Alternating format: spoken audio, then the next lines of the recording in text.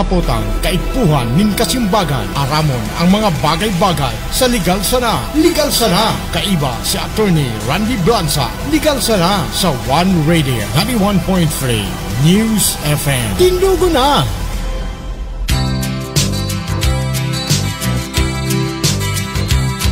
Sa isang kulungan bakal ay may taong malungkot umiiyak. Ang tanong niya sa sarili ay kailan magigising na ng liwanag. Malayo ang iniisip at nakakuyong yaring mga pala. Bakit daw siya nagdurusa sa kasalanang di niya ginawa?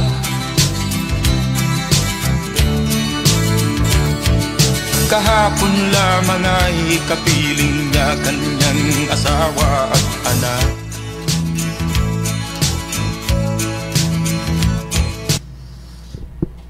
Marinaldo po giraraysin do mga tugang. Ngunyan na Sabado, Marso, anong petsang ngunyan? Marso 2. So, Marso na tulos kita Madaliw na naman ang panahon, ma-Holy Week na naman. So, ini po giraray si Attorney Randy Blanza sa programang Legal Sana. Sa ngunyan na Sabado na magtataw giraray sa Indoki dagdag na kaalaman sa batas na makakatabang po sa to para sa oral daw natin niya itong pagkabuhay. Sa ngunyan po, solo talagang lang yan. Busy si kapartner tadigdi, si Attorney Joyce. At may mga dito, dakol na backlogs. So, sa ngunyan po, ang programa tang po ini, sana po makataugiraray kita kigabay sa yung mga paradangog. Bago po kita magpuan kang programa, gusto ta po pasalamatan ang mga ang management po kang One Radio 91.3 News FM. Si Sir Jing Monte Alegre po. Salamat po Sir Jing, kay Sir Romy Volante, kay Ma'am Rosana Osang Bores ang satong station manager. Asin po ang satuya technician na kaiba permidigi sa programa si Sir Luzon Loins Bornasal. So, iyan pang masatong mga pag-iriba permidig din na kantabay ta sa pagtatao ki impormasyon manungod sa batas. So, iyan po So, sangunyan po ang satuyang topic ngunyan medyo technical. ining topic na ini ang tigdudurulagan sa College of Law. As indigdi po dakulo na nababagsak ng mga gustong maging abogado. Ang topic na po ini iyo ang taxation, pagbuwis. So siguro po kung nindo sa mga paradangog tang nasan may negosyo, sa mga practice of profession as in sa mga nagtatrabaho, makaka-relate po kita digdi kasi ang satuyang nako kang mga income puro perminaan bawas kibuwis. So asin man po sa satuyang paradangog sa satong general public, maaraman ta po na ang nindo digdi gabus palan talaga kita nagbabayad kibuwis. So daitarang aram pero dakulon palan kitang tigbabayadan na buwis na haguna ata daiman. Kasi po igwa kitang kasabihan, there are three things in life that you cannot escape. May tuludapong bagay sa buhay na daita kayang dulagan, daita kayang takasan. Number 1, death. Dahil mo madulagan ng kagadanan, gabus na tao magagadan. Ang ikadua, change. Pagbabago. So, we cannot escape change. Gabus na bagay nagbabago.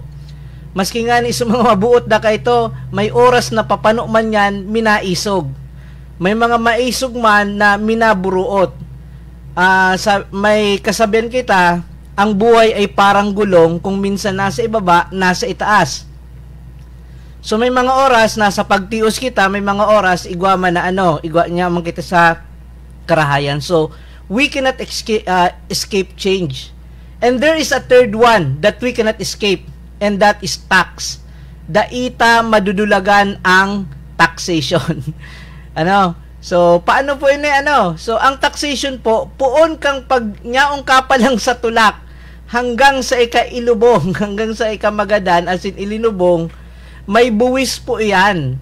Na-encounter ta ang buwis. So, just to give you an idea, halimbawa, nagbabados, nyaon ka pa lang sa lawgang tulak. So, ina mo, nagpa-check up, nagpa-ultrasound, so, nganing maaraman, so, kung anong kasarian kang aki. Ang tigbabayad niya po dyan, may buwis iyan. May tigapon kita dyan na value-added tax. Pag nagbabakal ka po kibitamina, nag-inom nga kibitamina sa ina, nganing nga kumusog ang kapit kang aki, iyan po na bitaminang ang presyo kaan, may kaiba yan na buwis na tigre-remit kang mga parabaka kang paratinda sa gobyerno. Pag nag-aki, madumang ka po sa hospital, ang hospital na po yan, nagcha-charge yan kang sa indang hospital bill, igwa po yan na nakapatong na buwis.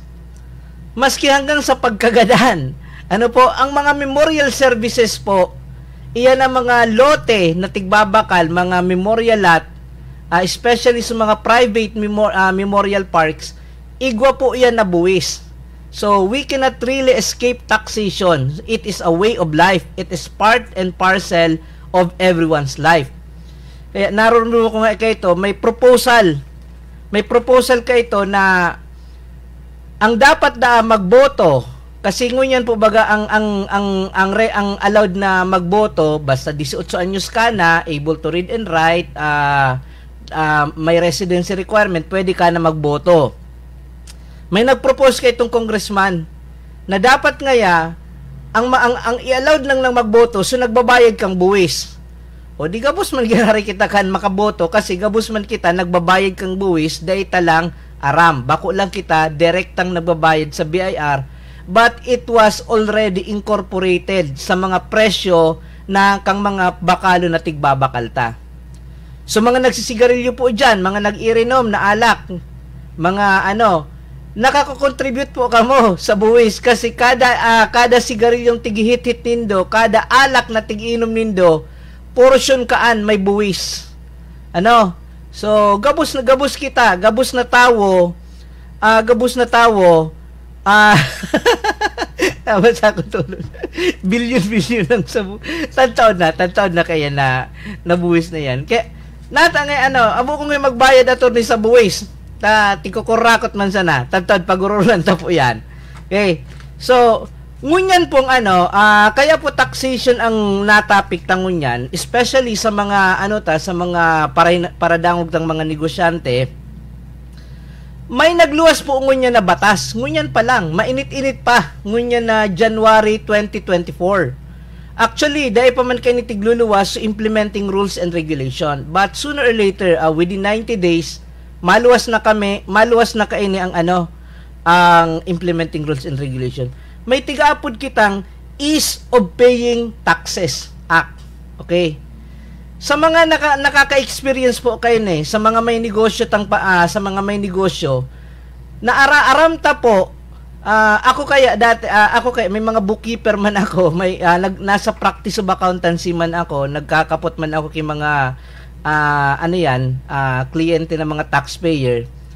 Ang pagpipila pa lang sa BIR, ang pagpipila pa lang sa bangko, grabe ng garo ka naman dirigma. Minsan nga alas 4 pang aga, nyaong ka na sa BIR para makakuha kinumber, para makainot sa pila, tanganing makatransact kang transaction tungkol digdi sa pagbubuwis. So, masyadong mapagal ang pagbayad kang buwis sa Pilipinas. Kaya ang iba, tihurga ka na dahil nasa namin nabarayad. So, there was a study here. May kinundak na study ang World Bank. Actually, it was the World Bank sponsored study na saro ang Pilipinas sa may pinakadipisil na paagi para magbayad kibuwis.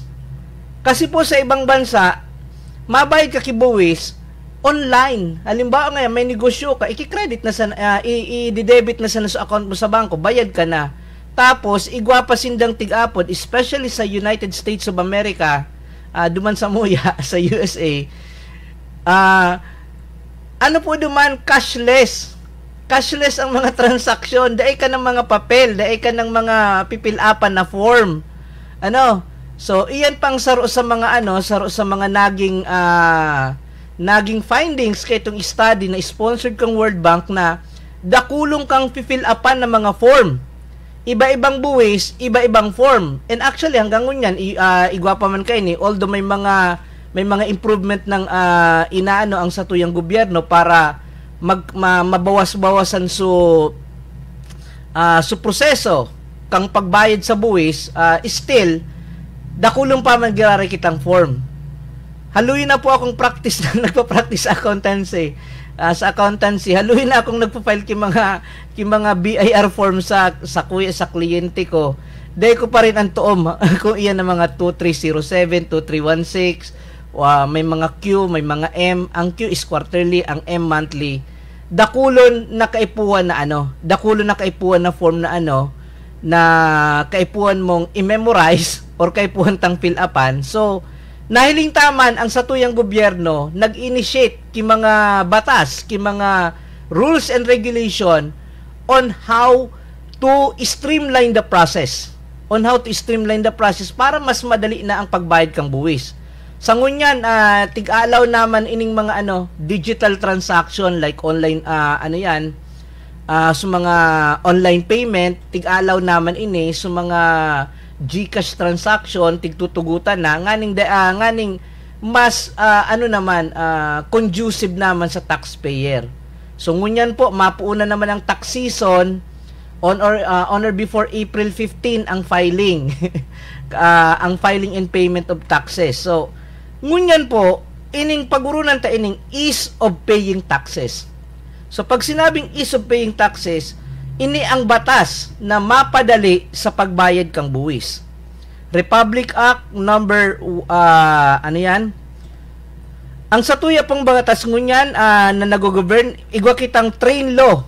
So under the train law ini po so Tax Reform for Acceleration and Inclusion Act of 2018. So kang 2018 ini nangyari. Ini ang naging problema ko kay ito, ining train law. Kasi kang 2016 nagigibo ako kilibro sa taxation. Siguro po sa mga nagdadawag ta, nagsusurat man ako kilibro, nakapublish na ako sarong libro, Reviewer and Business Law. Tapos gusto ko kutang sundan ito, magibugirare ako kilibro about Philippine taxation. So tigpupun-punan ko na ini, 2 taon na akong nagsusurat kang libro, nagpuna akong 2016, 2017, dahil ko matapos-tapos, tapos kang 2018, may luminuwas na batas. Kaya sa mga tigsusurat kong libro, wala na, amended na ito. Dahil ng kaya mapuuna naman sa poon, kaya inuga ka na akong magtapos ki libro. Kang pagibo ki libro. Ilingon ta naman kung abuton girari kita kahigos. Tapos po ining corporate recovery, create and tax incentive for enterprise. Ini man na create law. Ining create law, nag-implement man ini kang 2020. So, ngunyan po, nagkaigwa kitang Republic Act 11976, iyon na ini na ease of paying taxes. So hindi sa batas na ini tig-envision kay ni kang gobyerno na ma-streamline na ang pagkolekta kang tax, ang nganing mas dakol ang makolekta. Mas dakol ang makolekta, mas madali sa part kang taxpayer ang pagbayad. So we hope and pray na sana ining tig-envision kang batas na ini mangyari. Kasi po kaipuan ta talaga ki buwis. So nata kaipuan ta bago kita magpahururon kung tungkol sa buwis. Nata ta po kaipuan ta ki buwis ang gobyerno. So may tigaapod po kita na lifeblood theory. Okay, lifeblood. Life is buhay, blood is dugo. Ang taxes are the lifeblood of the government. Ang taxes, ang buwis na hali sa tao, iyan ang buhay kang gobyerno. No government can continue to exist without taxes. Daing gobyerno sa kinaban ang padagos na makaka-operate kung daing kwarta, kung daing pondo. As in sa inhali ang pondo sa buwis kang tao. So parang it is the fuel that runs the government. So digdi po sa buwista, ining mga buwis na tigkokolekta sa mga tao, ini po ang ginagamit para pangsweldo sa mga empleyado kang gobyerno. Digdi man po hali ang mga pondo para makabuild ki tulay, ki mga eskwelahan, gamiton sa mga health services, sa mga pambakal ki mga armas kang sa tuyang Armed Forces of the Philippines para i-depensa ang sovereignty kang Pilipinas. So digdi po gabos sa buwis. Although po ang kwarta kang gobyerno bako man lang hali sa buwis. May mga iba pang ma'am na source, pero I think at least mga 70 to 80% kang kwarta kang gobyerno kang Pilipinas hali sa buwis. Nata nga attorney, may iba pa nga yang tigkukuha na kwarta ang Pilipinas. Actually, igwaman po. Ang gobyerno po, igwang mga tig-apod na government-owned or controlled corporation. So mga GOCC. Inis po, so mga negosyo ini kang gobyerno na nag-iingkaman, ang part kang income ko ini napapaduman sa gobyerno. Halimbawa po ini Land Bank, Development Bank of the Philippines. Ini pong mga SSS, PhilHealth, Pag-ibig, mga GOCC ini, nag-inkaman ini, as in nagre-remit man sinda ki portion kang sa indang income sa National Treasury. Pero dito yun kung ikukumpara sa kwarta na nakukuha sa buwis. So tapos po, ang gobyerno minsan nagpapabakal man ki mga assets, so mga tig-apod tang privatization. Mga government property, tigpapabakal yan. Para ngunyan, dahil ko alam kung iba pang ipapabakal, tagaro, naubos-ubos na sa mga government property. Yan na FTI kang sa dyan sa Taguig, Food Terminal Incorporated o Bonifacio Global City na ngunyan, na privatize na yan. Okay, so tapos nagtataon, may mga kwartama na nag-abot sa gobyerno so mga grants. Halimbawa, tigtatao kang US, USAID, European Union, Japan, China, Korea, so mga nagtatao man iniki mga donasyon sa Pilipinas. These are the so-called grants. So international grants and aids, di nakakadagdag man ini sa pondo kang gobyerno. Pero around 70 to 80% kang kwarta kang gobyerno hali sa buwis. Kaya it is very important that the government can collect these taxes efficiently and effectively. Mataram na naman. Abo ko nga ito ni magbayad yung kibuwis, tati kurorakot man sana. At kumbaga, ang ano talang is maghanap kita ki remedyo kung paano mabawasan ang korupsyon. Ang pinaka-the best man talagang panghali sa korupsyon, dahil pag iboto ang korap. Kasi iyan man sa nagpapadalagan kang kwartata, hindi, burto-buto, iyong nakakaluwas, o tapos sabi nga ni kang we are expecting different result for doing the same thing. Gusto ta kipagbabago, abo naman baguhan. So kaya po iyan saro sa iyan po ang saro sa parang contribution taman kung gusto ta talaga mahali ang corruption or maski mabawasan man lamang na napagboto kang mga korap. So iyan po ang kay punto talaga ang buwis, because without taxes no government can continue to exist. Dahil makakapadagos ang gobyerno na mag-operate kung daing buwis. Mas maray na po, sabi ni Manuel L. Quezon, it is better to have a bad government than no government at all. Mas maray nang may gobyerno na may mga kapintasan kesa daikitang gobyerno. Mas malala po pag daing gobyerno. Kanya-kanya yan, nangyari na ini sa Somalia. Kanya-kanyang teritoryo. dahil ng tigsusunod na gobyerno, mapagal po yan. Kaipuan ta po talaga ang gobyerno. So, to summarize, below are the salient feature of Republic Act 100, 1976. Ini po ang mga napapaloob sa ease of paying taxes.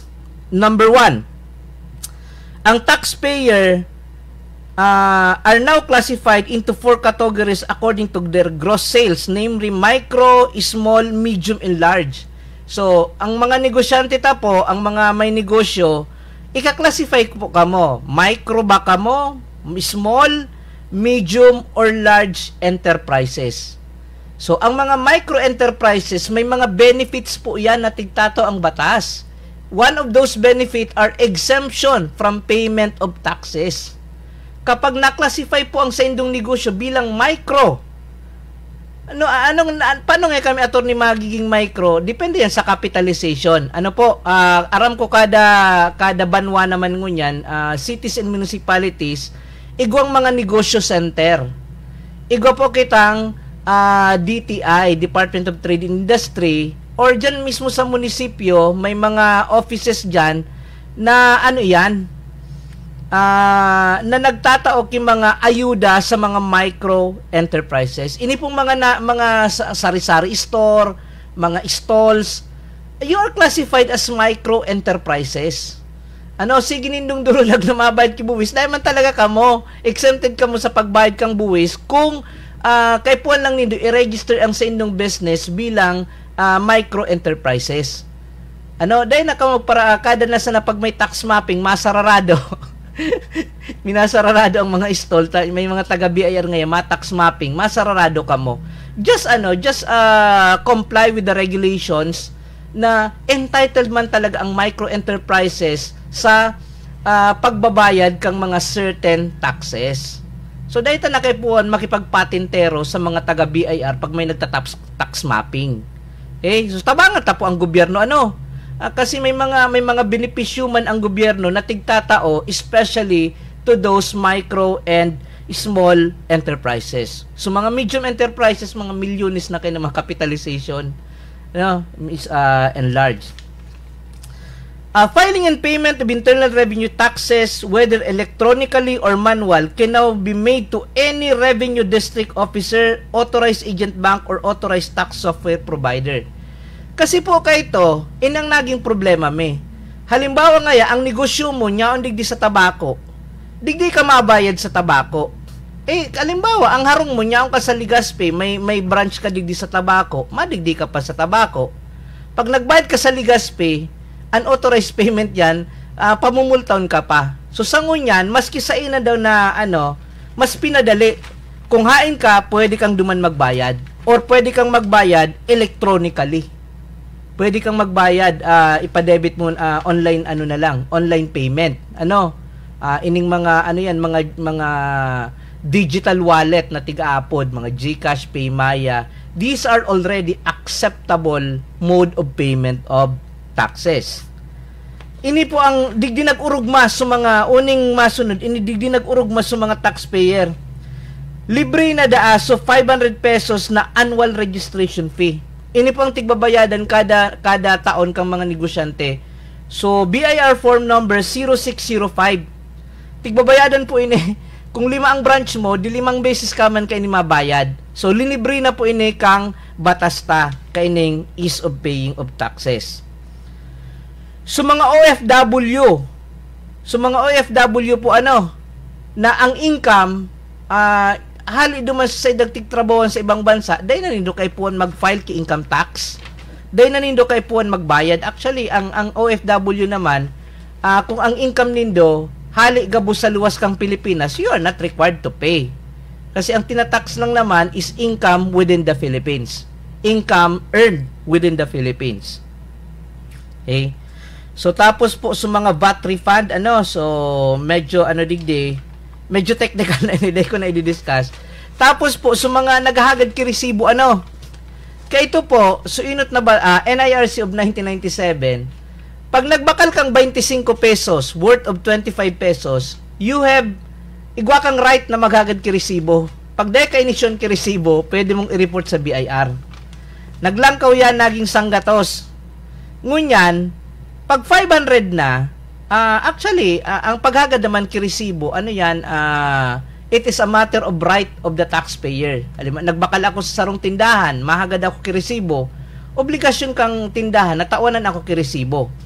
So, kung halimbawa, nuarin mandated ang mga tindahan na mag-issue kiresibo, kapag ang sales uminabot na ki 500 pesos, obligado po ang mga tindahan na mag-issue kiresibo. Okay, 500 pesos. Tapos digdi pa po sa ease of paying taxes, digitalization of the BIR services. So may website po ang BIR, nyaraon man duman sa mga serbisyo ninda, nyaraon duman available sa mga form.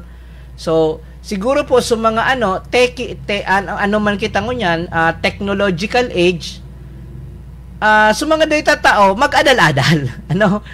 Kita ang mag-adjust para magikitang fit or magikitang updated sa mga trend ngunyan, especially pag-abot sa taxation. Everything is found in the BIR website. So, paano na lang po digdi pa-visit na lang kang sa indang website kung may mga kahaputan ka mo, may group, may man duman, may chat box. Kung may hapot ka mo, pwede ka mo duman na maghapot. So, taxation guide in the Philippines. Ang taxation guide po, sainhali ang buwista. Duwang klase ang buwista po, duwang klase ang buwis. May tigapon kitang national tax, may tigapon kitang local tax. Ang national tax, inisotig impose kang national government. Ang nagigibo kayo ng mga batas, Kongreso, especially the House of Representatives. So, nagpupo ng taxation po sa mga congressmen. Bako sa senador. Kapag sa senador nagpo ng taxation, invalid yan, unconstitutional. Dapat magpuon ang mga panukalang batas sa taxation sa congressmen. Kaya pag may nag-claim na senador, ako ngaya ang nag-sponsor kang batas ngaya tungkol sa araw kaining taxation. Naghahambog po yan. Kasi sa batas it is only the House of Representatives that has the sole authority to initiate bill regarding taxation. So, dapat congressman po kaya kaya may mga mahambog mo na mga senador ngayon na tikiklaim na sa inda ito. Nag-originate yan sa mga congressmen. Igwa po kita digding ang mga batas na po ngunyan, igwa kitang create in-incorporate recovery and tax incentive for enterprise. Igwa kitang train law, the tax reform for acceleration and inclusion. Igwa pa man kitang National Internal Revenue Code of 1997 as in Local Government Code of 1991 na tungkol po ini sa mga local taxation. Ang mga munisipyo po, ang mga city, province, igwa po sindang delegated authority to exercise the power to tax. Under the articles Article 6 yata of the 1987 Constitution, maliwanag po duman na tigde-delegate sa mga local government unit ang authority na mag-impose ki mga fees and charges para sa saindang nasasakupan. Kaya po although may mga may mga procedures to follow, kay puwandig di ang public consultation, kay puwandig ang publication, 3 hearings, so garo man sa nasinda So iyan po ang digdi sa kaya isipon lang po nindo malibong po talaga ang taxation. Kumbaga, masalimuot ang taxation. Kaya po no wonder maski po sa accountancy, sa CPA board exam, kaiba po ang taxation, dakol digding nababagsak. Lalong-lalo na sa bar exam, saro ini sa tig-apod na Waterloo.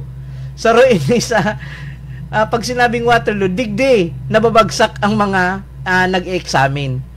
Kasi mahiwason po ang sakop kang taxation as in technical, highly technical ang mga terminologies as in very complex. So, kaya siguro kang nag-take ako kang bar exam, siguro advantage naman na accountant ako. Kaya na kumbaga na sa undergrad naadalan mi na ini. So, pag abot ko sa law, inadalan mi giraray halos garo naman sa ako nag-review. Tapos kang nagte-take po akong kang nagkaklase ako sa law, nagtuturo po akong taxation. Kaya medyo nagamay ang and actually sa bar exam, taxation ang pinakahalangkaw kung nako ang grade.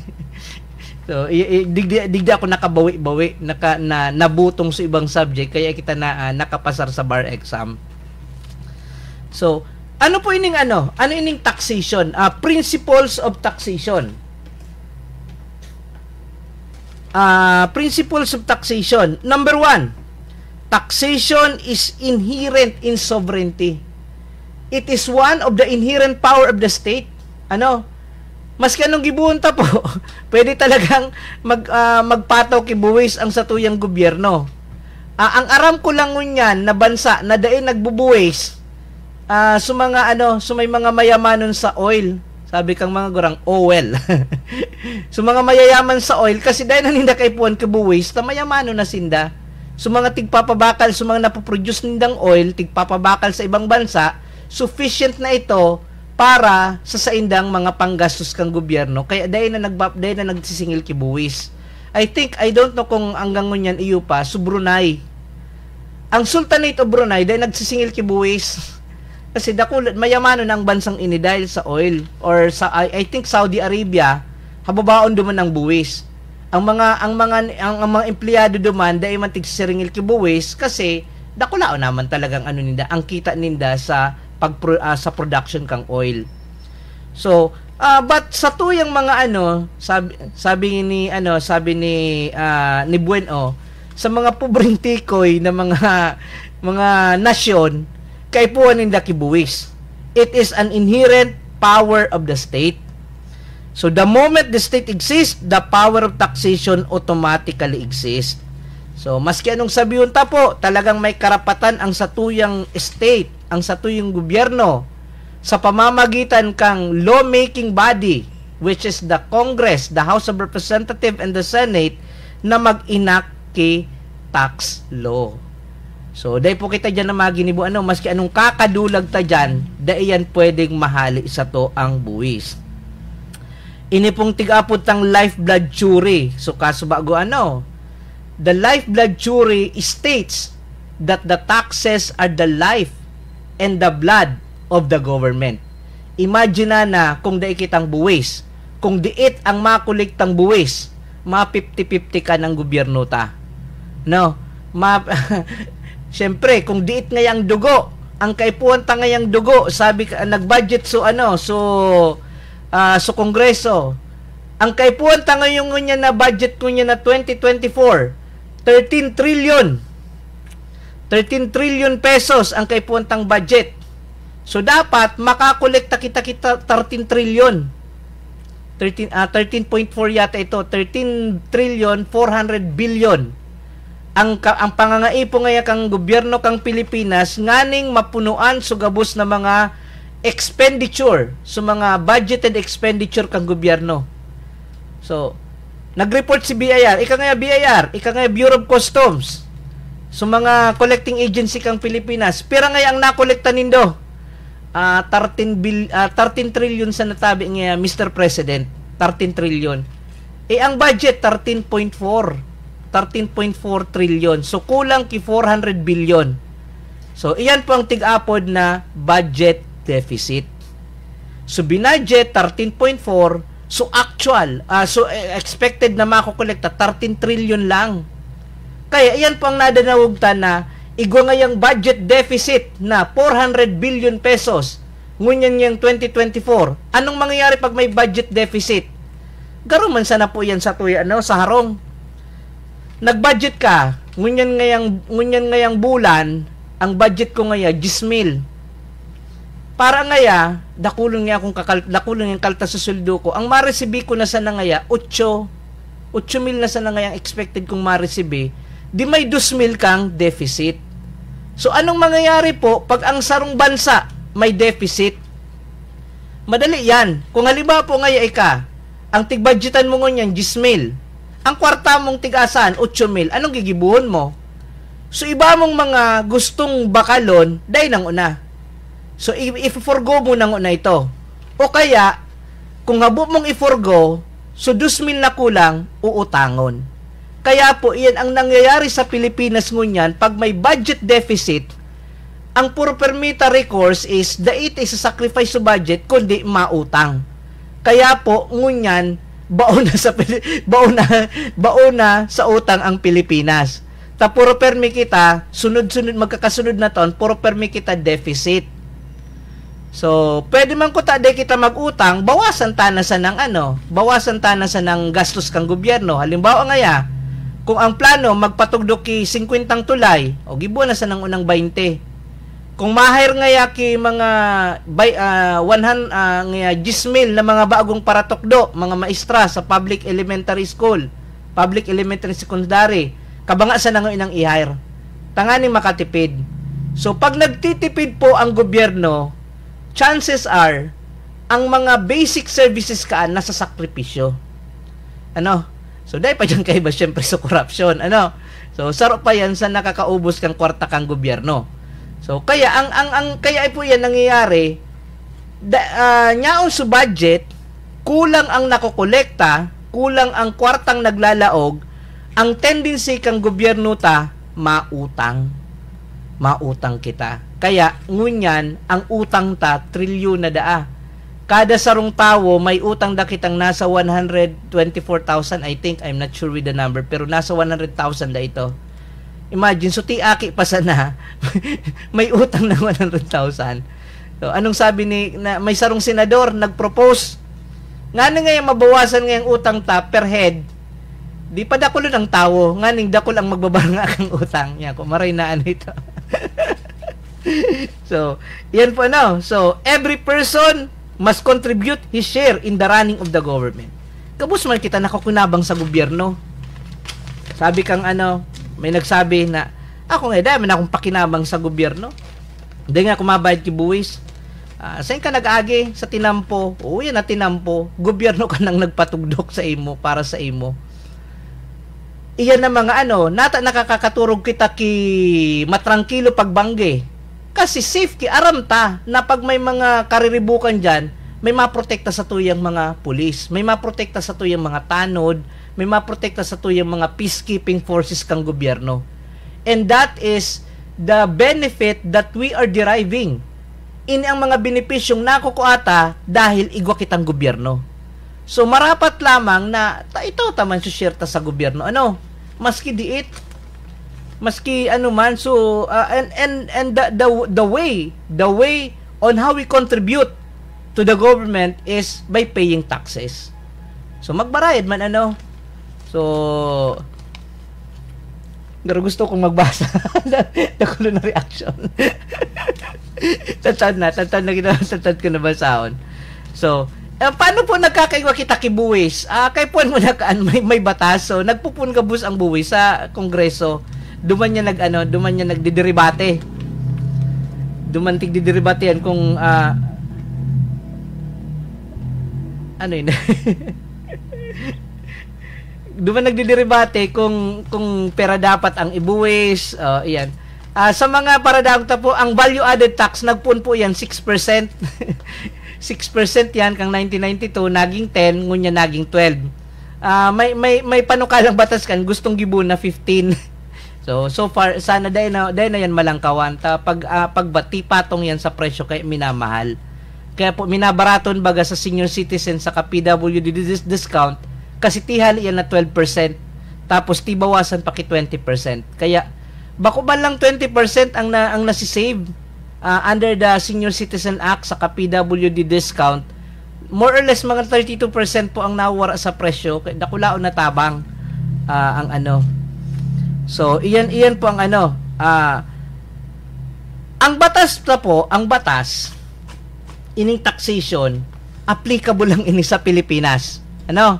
Applicable lang ini sa Pilipinas. So kasi igwa kitang tig-apod na territoriality principle. Ang batas ta pwede lang i-enforce ini sa Pilipinas. So halimbawa, nagdigdi si Taylor Swift. Nag-income siya digdi sa Pilipinas, pwedeng pabuwisan si Taylor Swift. So income niya digdi sa Pilipinas. So territoriality, taxing authorities cannot be imposed on subject beyond its territorial jurisdiction. So hanggang Pilipinas lang po ini. Kaya po kaming mga tax practitioner, di kami pwede mag-practice sa ibang bansa kasi iba man ang batas kang taxation sa ibang bansa. So kay po mi pang mag-exam duman, aliba ako po gusto ko mag-practice sa ibang bansa. Actually nag-apply na ako na practice of profession sa Singapore. Next week baka maitaon na sa authority to practice duman. Maadal man girari ako kang batas kang Singapore. nganing maaraman ko man kung paano yan kasi kung ang mga kliyente ko ngayon may mga Singaporean firm, paano ko man sila matataunan kita mang serbisyo kung dahil ko aram ang sa indang batas. So iyan po ang iyan ang territoriality principle in taxation. Tapos po ining constitutional limitation, gabus po na buwis whether local or national taxes may tig-apod kita digding due process. Na ang buwis bako man halang kawon, bako man masyadong na ngayon na halos gagadano na kita magparatrabaho at pag-abot kang oras ibabayad man sana sa buwis.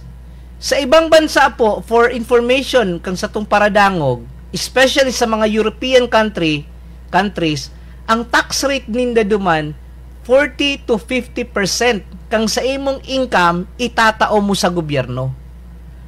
Ang kapalit man kayan, libre na ang health services mo, libre na ang pag-eskwela mo, libre na ang kumbaga pagdaay kang trabaho, igwa kang sustento sa mga tig-apod na food ticket or food voucher.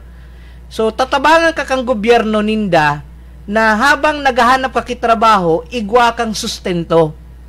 Iyan ang kapalit kang buwis na tigtatao ninda. Kaya day sinda nagrereklamo sa mga European countries. Halos libre gabos duman dahil iyon ang balik ang gobyerno sa mga buwis na tigtatao. Digdi po sa tuya sa Pilipinas, ang buwis ta digdi mga kumikita ng 250,000 and below. So ang 250,000 and below, ano po 'yan? Ang income kaan day siguro mga 22,000 pababa. Dahil man yan tigbubuwisan. Exempt po yan. Exempt sa taxation yan under the train law. Kaya po, kung halimbawa, ang sweldo nindo, 20,000 ang bulan, dahil ka mo magpararambog. Kasi po, ang hiling sa indo kang gobyerno ta, ano ka mo, pasubli kang term, Sir Buen, mga pobreng tikoy pa ka mo, nasa level pa kita kang pobreng tikoy, kung ang satuyang income, dahil pa nagtataas sa 22,000 pataas. Nasa poverty line pa po yan. Kasi exempt pa yan, ini-exempt pa yan kang gobyerno ta sa taxation. So, sisi ang tigsisingil pong buwis digdi sa Pilipinas. So, mga individual. Dahil man nga akong trabaho, attorney. Paano man ako magbayad ki buwis? Nagkakakan ka, kisardinas, iyo. Nagkakakan ka kinudels, iyo. O, iyan, may buwis iyan. Iyan ang contribution mo. Nagpapa-check up ka, nagbabakal ka kibulong, o iyan ang mga bulong na iyan, may mga buwis iyan, o iyan ang contribution mo sa taxation. Individual, so mga income tax earners, so mga may sweldo, empleyado, mga practice of profession, mga negosyante, these are all subject to tax. Partnership and cooperation, corporation, cooperative. At nagbabayad man po kita ki real property tax sa mga may sadiring daga. Tigsisingil ka mo kibuwis. So mga may sadiring lunadan. Igwa ka mong road users tax pag marin nyo ki lisensya kang mga bihikulo. Parte po kang tigbabayadan ta road users tax. So kaya di kitang lusot sa buwis. Dahil man nga ako turning lunadan, nagsasakay man sana ako nagko-commute. Iyan pong tiko-commute mo, nagbabakal yan ki gasolina, ang driver kaan. Ang gasolina, igwa po yan na buwis. So, parte ka kang nagbabayad kang gasolina na tigagamit kang tiglulunadan mo. So, there is really no escape from taxation. May tigaapod man po kitang passive income. So, mga passive income. May kwarta kita, diniposito sa bangko. Nagtubo ngayang 5,000 pesos, 500 pesos. So nagproceed tong 500. Dahil mo yan makukuha, nabilog na 500. Kakaltasan yan kibuwis.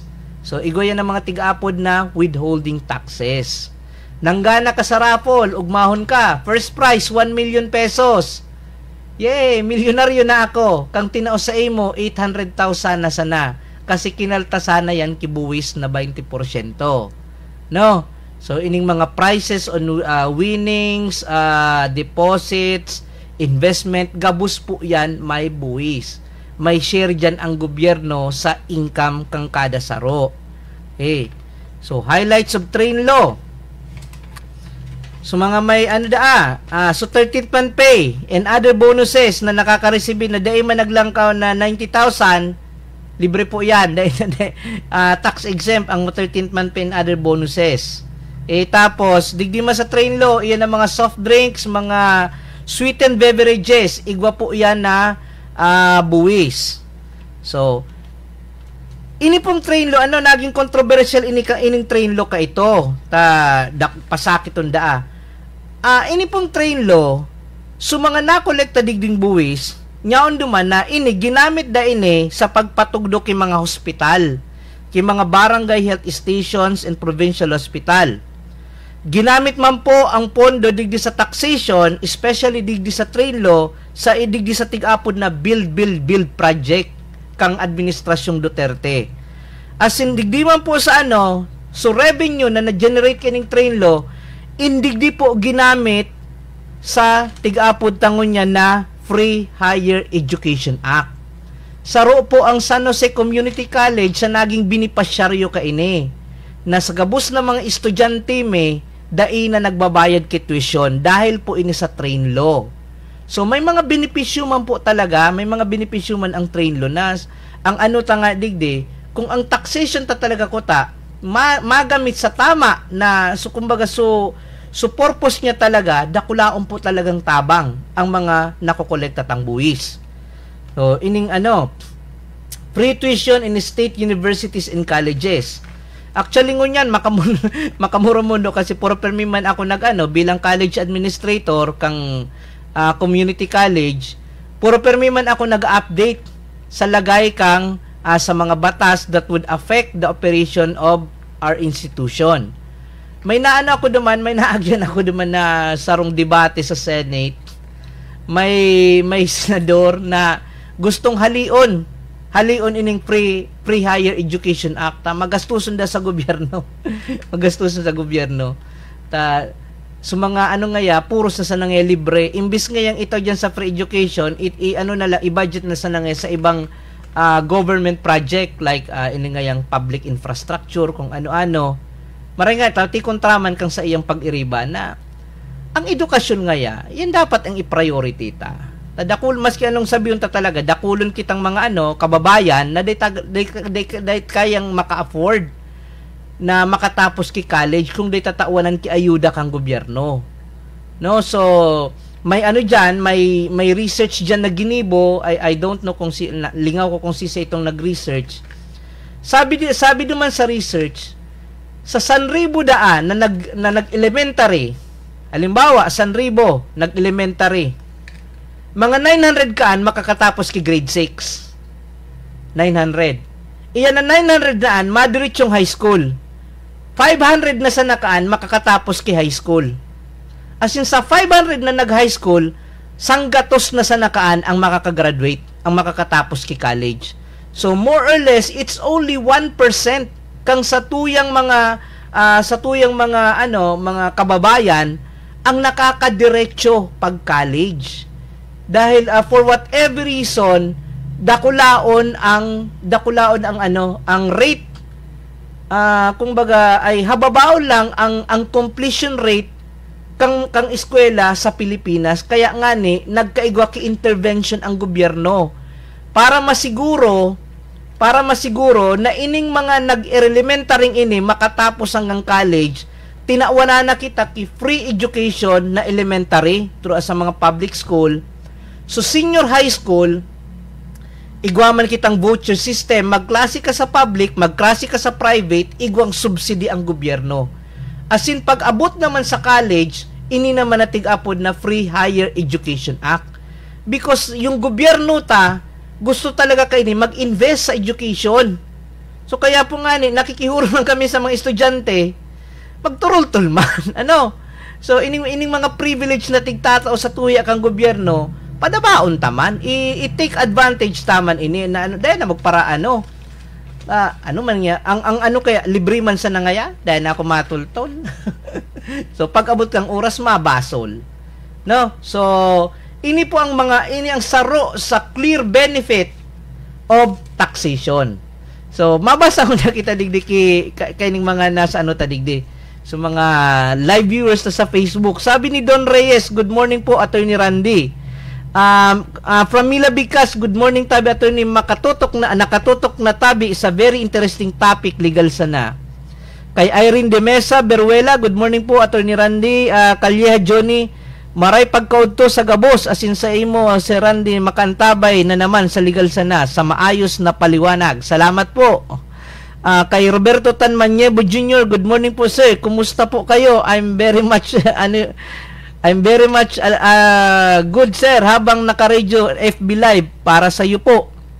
Maraming salamat po and God bless. Kapatid Roberto Tan Manyebo, Iglesia ni Cristo member, Local Tabaco City District ng Albay. Kumusta po sa tuyong mga pag-iriba dyan po sa INC? Kay Jaime Bumbales, good morning po Attorney Blanza, watching and listening attentively about your topic that is taxation. Thank you sir. Kay more power sa program, legal sana. Hali ki Sir Rom Candasa. Pa-shoutout man tabi Attorney Candasa family, watching, listening here at Santa Cruz, Malilipot. Kumusta po dyan sa mga taga Santa Cruz? Sa tong mga dakol kita dyan na paradangog. Kay Lyra Belda Prieto, good morning po Attorney Randy.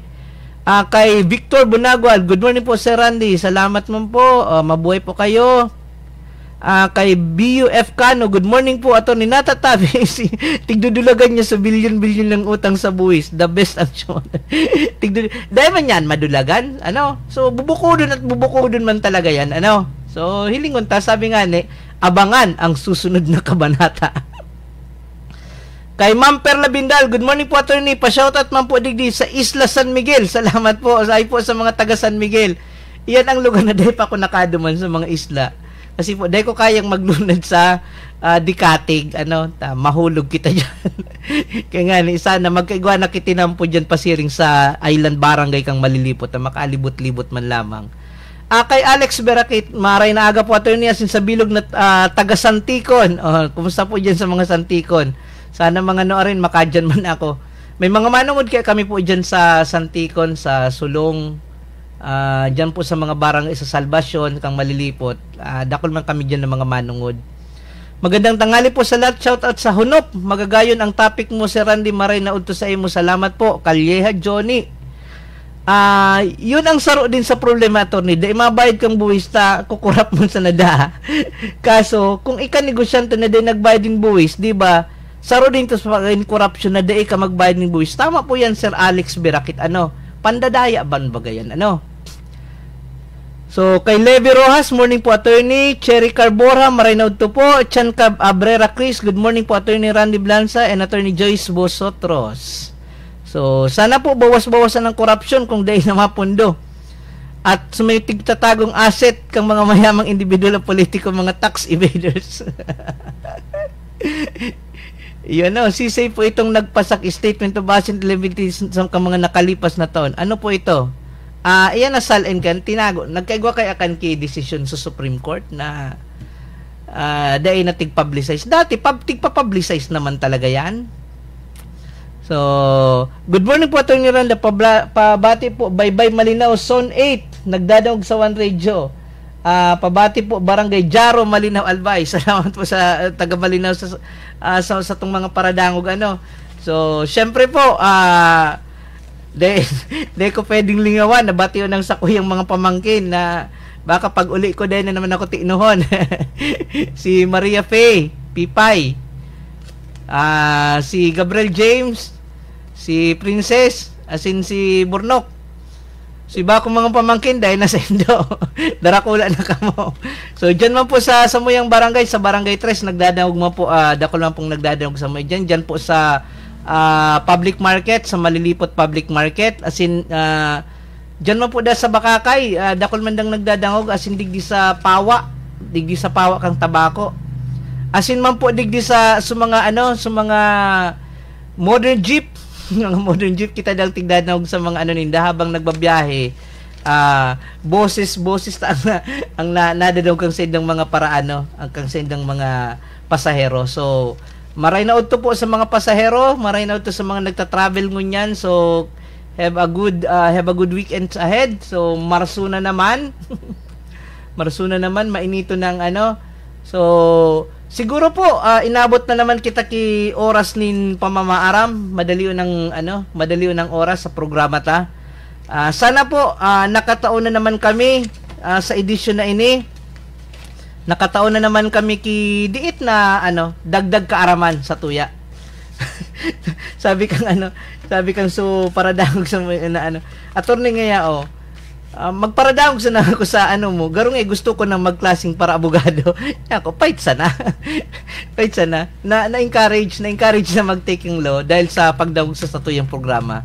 Good morning po dyan sa Barangay 3 Malilipot kina Elsa Benitez Codilan sa kay Ma'am Rosa Benitez. So ini po giraray si Attorney Randy Blanza para sa programang Legal Sana.